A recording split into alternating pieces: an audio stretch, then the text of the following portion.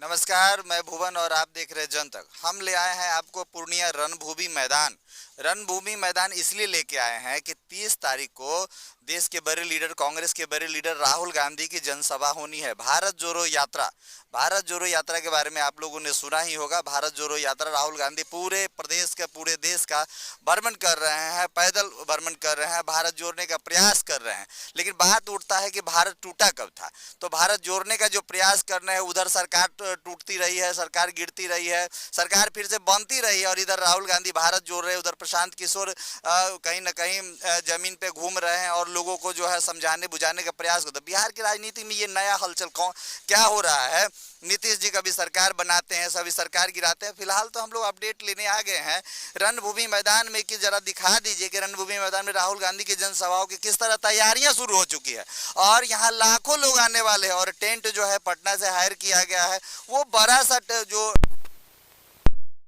व्यवस्थापक है, वो बड़े व्यवस्थापक है, वो 24 घंटे में अंदर किसी भी बड़ी जनसभा की जो टेंट होता है वो तैयार कर देते हैं। इसी पूर्णिया में आपका लोकसभा से हुंकार भरने की तैयारी पप्पू यादव की भी है, पप्पू सिंह की भी है, संतोष कुशवाहा की भी है। और हम लोग देखेंगे कि आने वाला लोकसभा चुनाव में राहुल गांधी की जो मतलब भारत जोड़ो यात्रा वो रंग लाती है, या नीतीश कुमार की जो जोड़ तोड़ के वाली जो सरकार है वो रंग लाती है, या भाजपा के जो राम मंदिर पे जो उठाया गया मुद्दा है और उस पे जो हिंदुओं को एकत्र करके एक वोट बैंक की राजनीति करने का जो प्रयास किया जा रहा है या प्रयास हो रहा है 14 और 19 और 24 में, उसी तरह की राजनीति होती रही है। डेवलपमेंट की राजनीति कहीं ना कहीं खो सी गई है। तो आज जो है पटना में एक हड़कंप सा है, नीतीश कुमार इस्तीफा दे दिए हैं। ये अपडेट के साथ पूर्णिया के रणभूमि मैदान में हम ये भी अपडेट देते, राहुल गांधी की 30 तारीख को बड़ी जनसभा होनी है।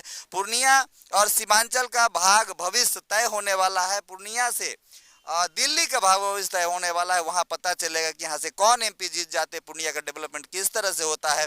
अभी तो फिलहाल राहुल गांधी की बड़ी जनसभा चल रही है, और हम चाहेंगे कि अपने जो हमारे आशीष भैया हैं, जो वरीय संवाददाता हैं बोलता भारत न्यूज का, हम उनसे कुछ जानना चाहेंगे कि उनका क्या मतलब राजनीति पे, अभी बिहार की राजनीति पे उनकी कैसी पैनी नजर। देखिए, दोनों तरफ के जो आंकड़े हैं उसके हिसाब से दिख रहा है, क्योंकि जेडीयू के पास 45 विधायक हैं और भाजपा जो सबसे बड़ी पार्टी है और जो राजद, दोनों बड़ी पार्टियां हैं, तो 78 इसके पास है। और 78-45 को अगर आप जोड़ दीजिए तो 127 होता है, और 127 में 122 ही चाहिए सरकार बनने की। आसानी से सरकार बनता दिख रहा है, और ये भी कयास लगाए जा रहे हैं कि वापस से लोग भी, कुछ लोग खुश भी हैं, कुछ लोग नाराज भी हैं। नाराज तो वो लोग हैं, वो युवा हैं जो हर बार मौका देखते हैं कि इस बार हमारे लिए कुछ बढ़िया होगा, और कई लोगों को इस बार उम्मीद भी था कि चलिए कम से कम युवा उप मुख्यमंत्री हैं तेजस्वी यादव हैं, और साथ में पुराने अनुभवी जो हैं बिना भ्रष्टाचार वाले नीतीश कुमार जी हैं। ये जरूर बात है, लेकिन बार बार जो सत्ता बदलता है तो काम करने का तरीका बदलता है, फिर नए लोग आएंगे, फिर नए तरीके से बात। लोगों का कहना है कि सरकार जो नीतीश कुमार इस तरह पलटी अल्टी मारते रहते हैं, उसे लोटा भी शर्मा जाए। आपका क्या कहना है? बिल्कुल सही बात है, क्योंकि वो अस्थिर नहीं रह रहे हैं। अब बिहार का डेवलपमेंट एकाएक वो बैठे रहते हैं अपने कमरे में, अपने राजभवन में, अपने मुख्यमंत्री आवास में, और फिर उनको लगता है कि नहीं इसके साथ अब नहीं रहना है, चलो दूसरे के साथ चल जाए। कि वो मजाक समझ के रख चुके हैं, और इसमें सबसे बड़ा दोषी तो पब्लिक है। देखिए वो बार बार पलटते फिर भी तो वोट उन्हीं को देते हैं। बिल्कुल बिल्कुल।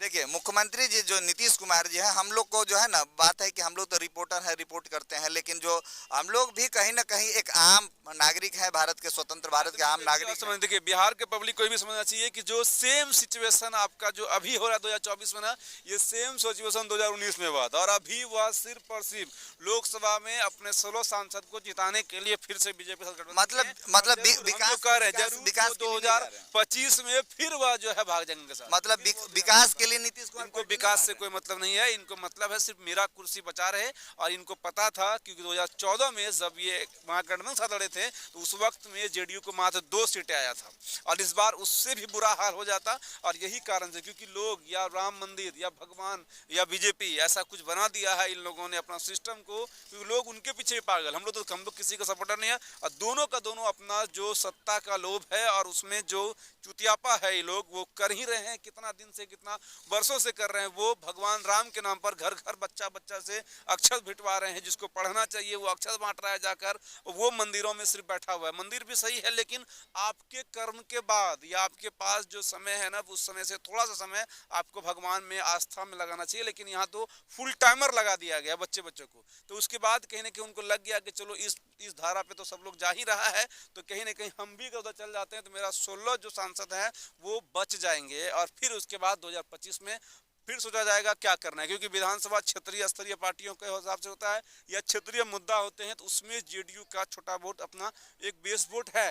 लेकिन लोकसभा के मामले में देखा जाए तो लोकसभा में इनका अपना कोई बेस वोट नहीं था, तो इसलिए वो फिर चले गए भाजपा। ताजा अपडेट नीतीश कुमार के बारे में अभी ये है कि अभी पटना में सरकार गिर चुके हैं, नीतीश कुमार इस्तीफा दे दिए हैं। शाम में 4 बजे तक जो है बिहार को एक नया सरकार नया मिलने वाला है। मुख्यमंत्री वही रहेंगे, चाहे इधर जाए चाहे उधर जाए, बिहार के मुख्यमंत्री वही रहेंगे। बदलने वाला कुछ नहीं है। सिर्फ अपने निजी फायदों के लिए मुख्यमंत्री इस तरह का जो अल्टी पल्टी का जो खेल है वो खेलते रहते हैं। जनता के हितों से उनका कोई लेना देना नहीं है। जय हिंद।